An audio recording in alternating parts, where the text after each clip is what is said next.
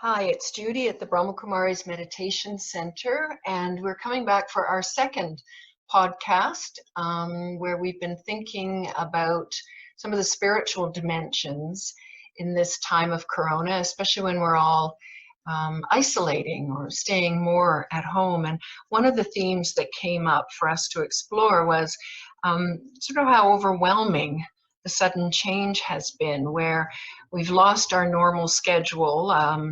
We're not working, our routine is gone, and everyone's sort of processing it in different ways at this time. But there's a lot going on, and emotional reactions, maybe even a sense of loss or a bit of grief about, wow, my life was pretty great or whatever, and now it's like this. So just exploring that whole emotional reaction to this overwhelming change and finding ourselves suddenly at home. And so we've all gone into silence for a couple of minutes, and then we've just come out, and during that time we've just written automatic writing, and I'm going to ask fresh what people have, what's come to them in that quiet reflective time. So why don't we start this time with you, Deb? Thank you, Judy.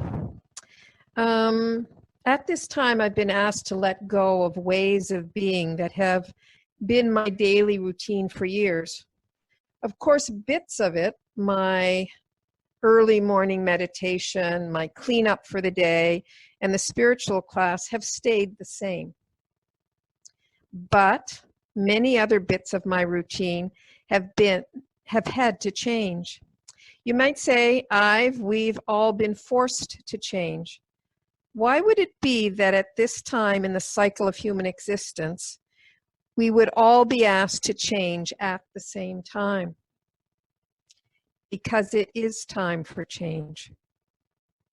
We've been talking about it, planning it, listening to others, telling us it's time, and we didn't find it in our hearts to make the choice to change.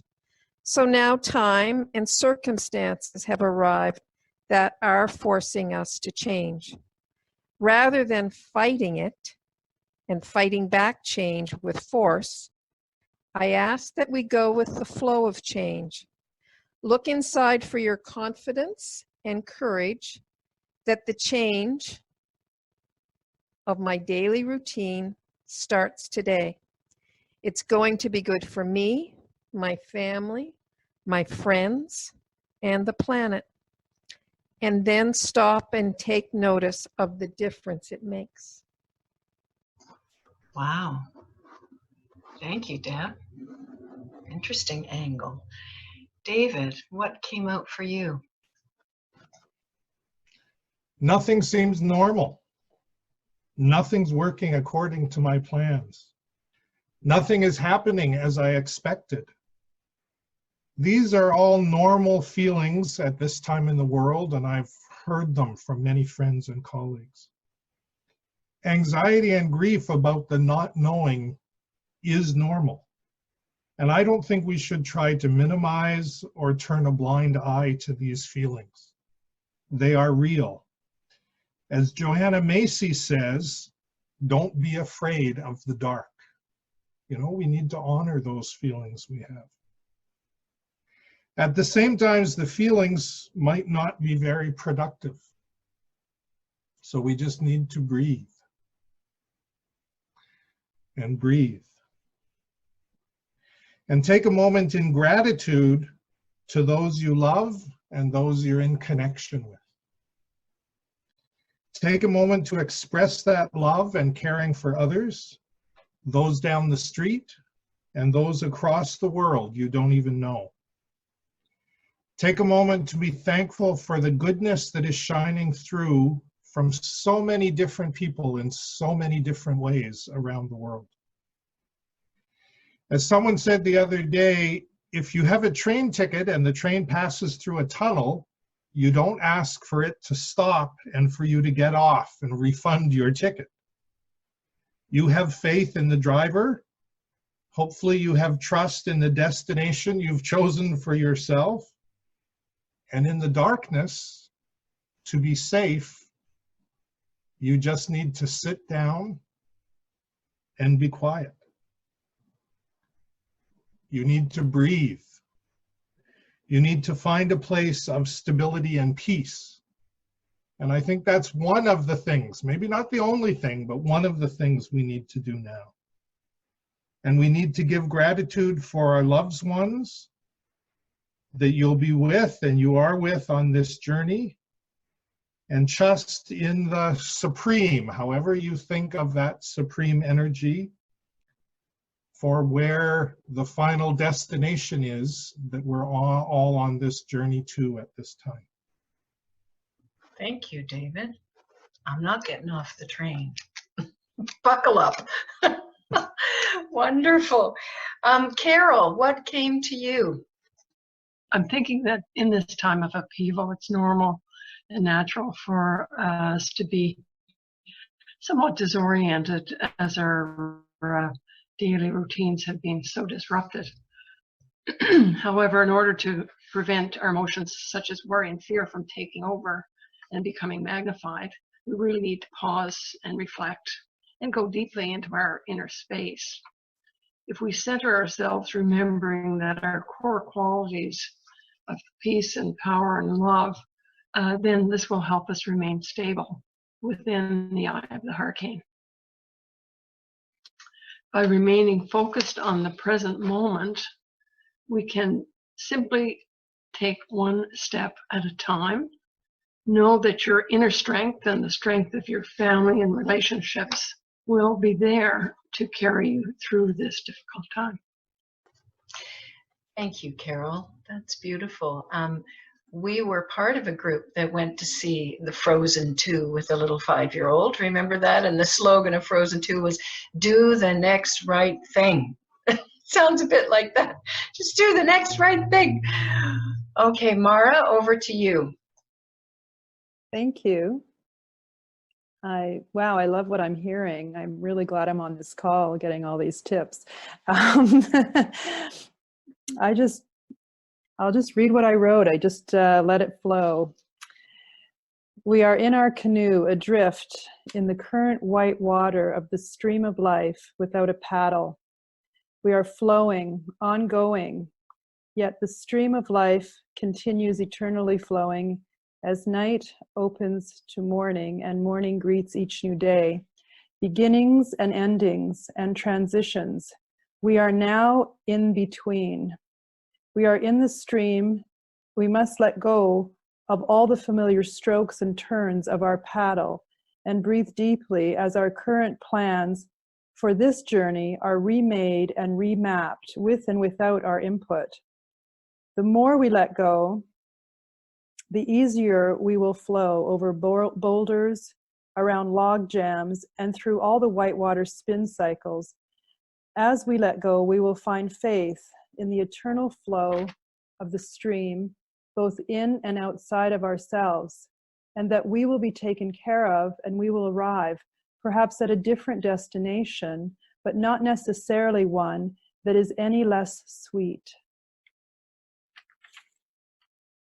Oh my goodness, I didn't know you were a poet. That's beautiful. That's beautiful. Thank you. Terry. Well, Mara, that was just lovely. Thank you so much. So when I was thinking about this, I was thinking about change. Change.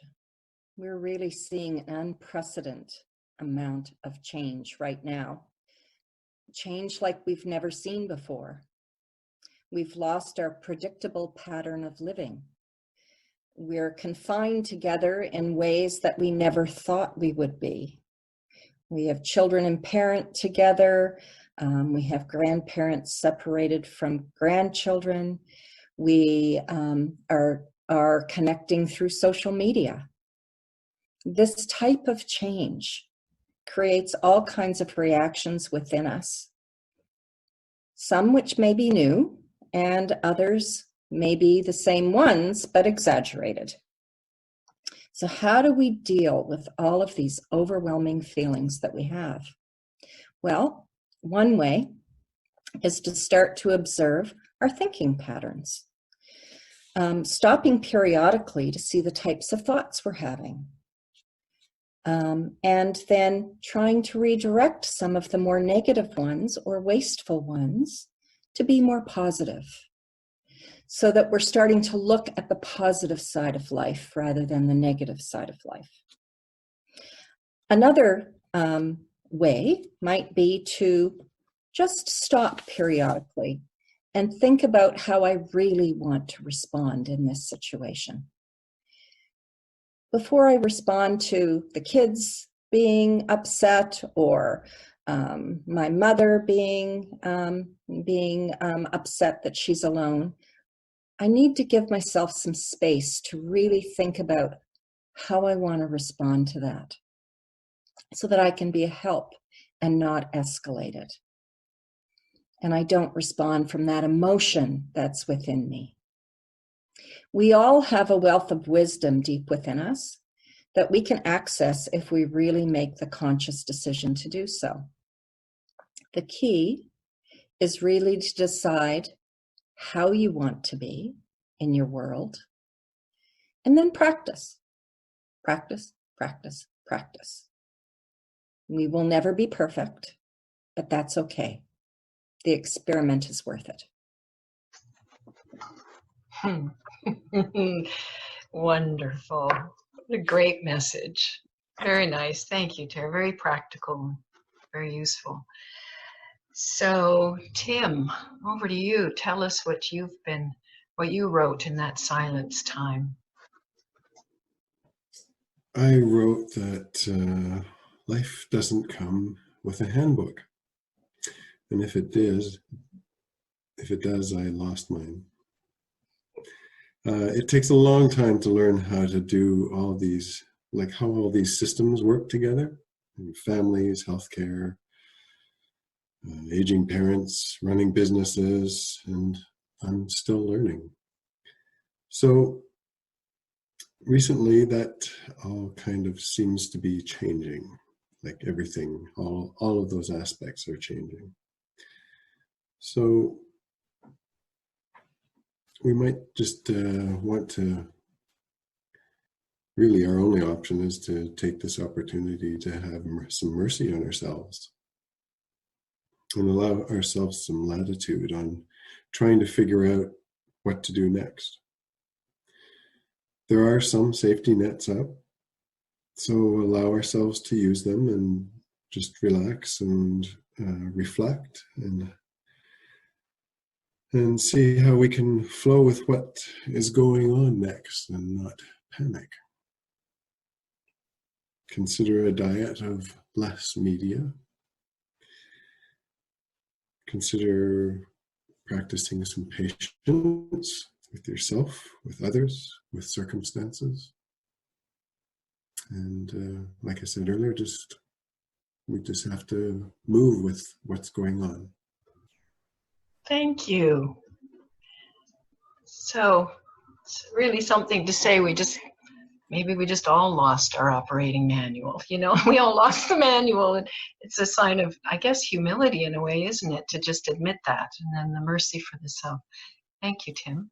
It's very helpful. I have my manual, but it's way out of date, so I don't think it's going to be useful anymore. Excellent. Not useful anymore. We had secondhand manuals floating around. That's great. Leela, share with us what came to you in that reflection time. The gist of what came to me, Judy, was just really honoring the self and the feelings that each of us are having at this time, and of these changing feelings, because we are all experiencing a variety of feelings. So I wrote that feelings are very real, and they are a part of every human life. When a crisis strikes, feelings can flood us, leaving us feeling overwhelmed and out of control. Feelings of loss and grief demonstrate a passion within us, a passion towards a goal. Perhaps we could let the feelings be like a wave of the ocean, coming naturally and also leaving us naturally.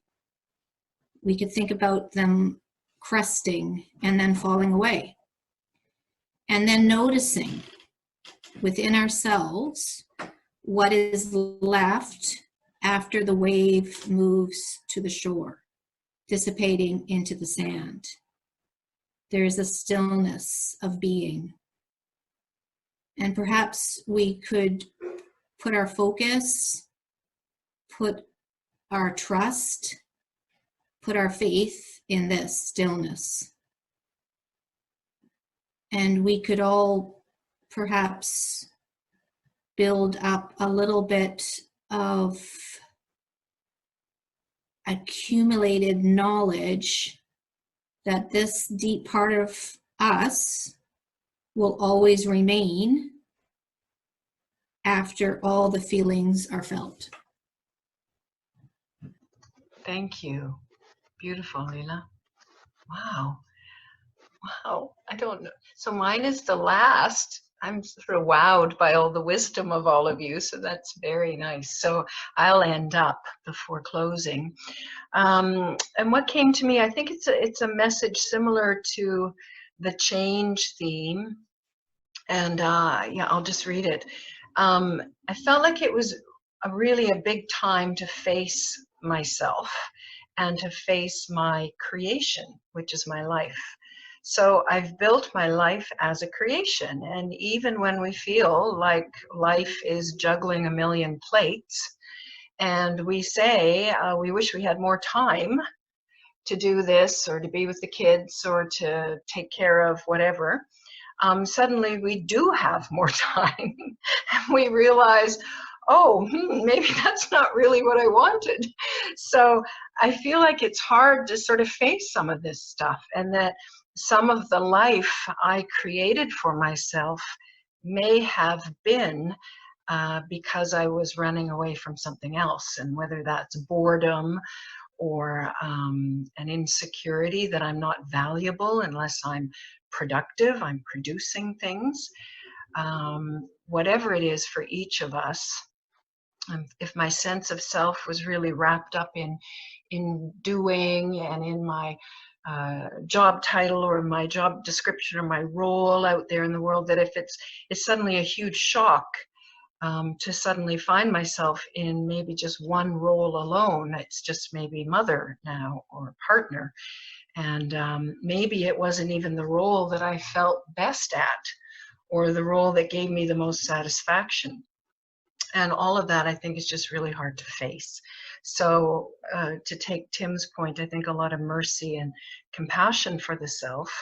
And I guess I'm thinking also, we can't really run away from the lesson. So some honesty as well. You know, what an amazing opportunity to invest in myself and seeing these things and learning them, but also an opportunity to invest in the relationships that are associated with whatever role I'm playing right now. So if I'm home with kids or alone with a partner or even just by myself, because whatever relationships I am with right now in my isolation are the ones that I think are probably the most long lasting and therefore worthy of a high quality investment. And in particular, the relationship with myself.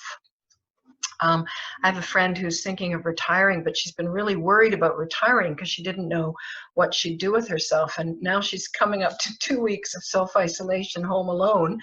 And now she has 100 ideas of what she could do for herself during retirement.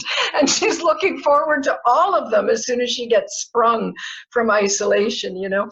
And I was talking to her about it, and it's funny. It's like now she's faced the boredom and the restlessness and the self-doubt. I asked her what was the result, and she said, you know, it's actually a quiet confidence. She said, I know I'll be all right now, retiring. And I thought, what a gift from this. So I feel there are a lot of stories like this out here right now that make me think that the shock of this sudden stoppage of the life that I've created on one track is actually an opportunity to redirect myself to opportunities for learning. And I think it's full of rich learning. So I guess the message for me is surrender, accept. This is a golden time for discovering what's behind the role and the busyness. And maybe it's just a quiet confidence that's always been there. So that's it for this theme. And we're all giving each other the thumbs up on Zoom. And I'm going to say goodbye to all of you. And I hope some of that was useful for you listening. Thank you for being with us. Bye.